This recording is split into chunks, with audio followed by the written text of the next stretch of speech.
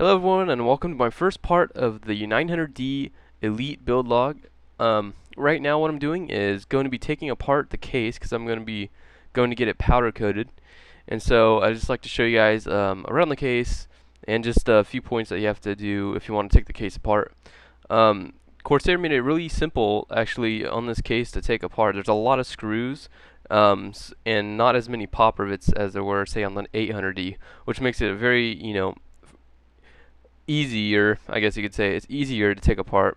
Not so much easier, but it's less time consuming, I guess, because you don't have to pop so many rivets.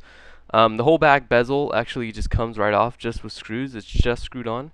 So all you have to do is unscrew the screws and the back bezel will come right off.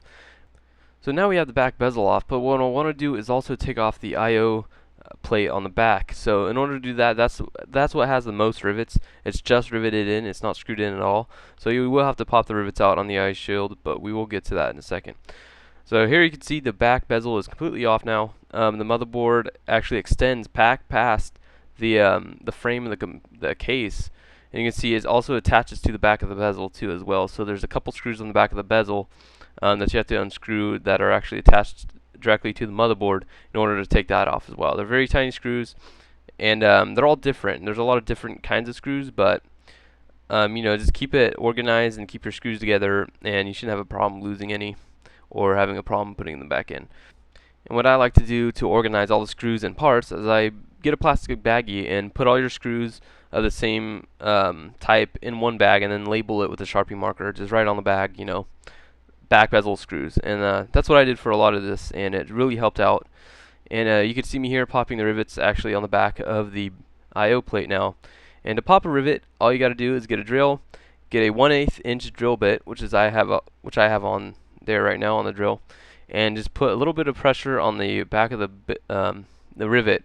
And as you drill in, it'll actually pop the rivet out.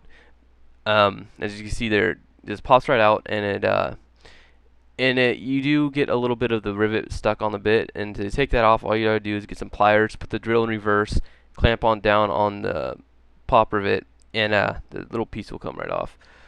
So here we go, we got the I/O shield off. Again, it's all pop riveted on, so there aren't any screws holding an I/O shield. It's all pop rivets, so that's probably what took the most time, was to get the I/O shield off, just because there were so many pop rivets. So here we have the chassis of the case. We went ahead and took out the motherboard tray as well. It's very simple too. There's a couple screws on top, a couple rivets on the back, and a couple screws on the lower part by the little magnetic guide rail at the bottom. And once you get all that out, the motherboard just comes right out.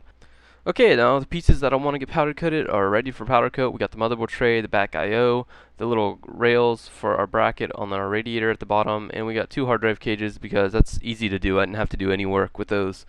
So I'm going to be getting these powder coated a candy blue color. Now it's a really cool blue. It has like a metallic or a chrome base underneath the blue, and so when it hits light, the actually chrome base shines through the blue. So it looks really cool. So we'll go ahead and get those powder coated and get back to you. Okay, so we got the parts back from powder, and I must say I'm in love with this color. I'm glad I went with the candy blue. I think they did a great job, and it just looks awesome. So I'll let you guys take a look at the parts here. And when light hits it, you can see that it actually fades into a lighter blue color, and that's the chrome base or the metallic base underneath shining through when light hits it. And here we have the hard drive cages. I also did the same color, and again, looks awesome, so can't wait to put this back together. So let's go ahead and start assembling the case.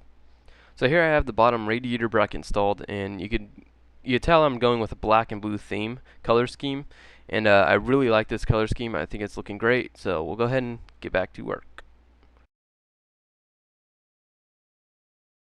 So I went ahead and installed the motherboard back into the case. Now it's a little trickier to put back in as it is to take out, just because you have to hold, it's not fastened or secured to anything yet. So you have to hold with one hand and kind of screw in screws with the other and put rivets in. But once you get a couple of screws in, then it's no problem to hold the motherboard in place while you do the rivets and the other screws.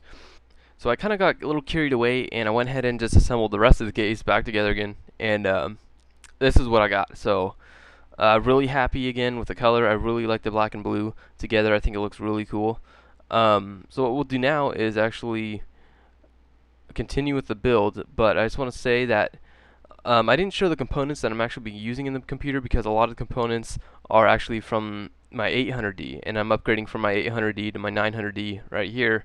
And so I am going to be adding, though, a 480mm radiator at the bottom of the case, as well as a couple other things to the loop, just to give it better cooling. Of course, I'm going to have a lot more fans because of the extra radiator and stuff like that. So that's why I didn't show the components, but when we get to building the actual computer and filling the loop, you'll see all that. And if you watch my 800D video log, I actually have all the components that I did in that. So we'll go ahead and continue the build. So what I went ahead and did was I installed my 480mm radiator at the bottom, just kind of give it a mock-up, see how much room I have behind there and what I could do with the pump configuration and whatnot.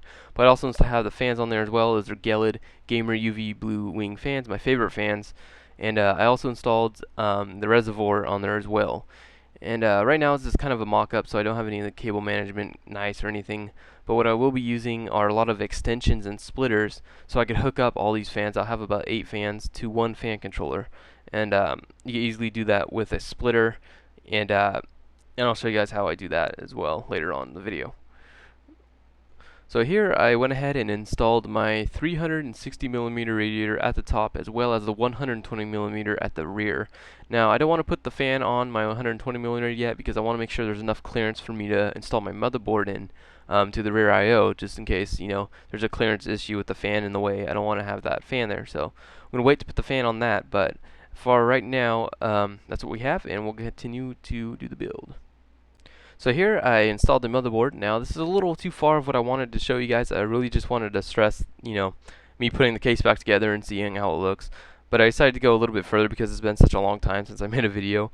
But we have a lot of good stuff coming up. We're going to sleeve my own custom extension cables. We're also going to be doing a DVD drive stealth mod to the front of the case, and a whole bunch of other good stuff. So please comment, rate, subscribe, guys, and we'll see you in the next 900D Elite build log video.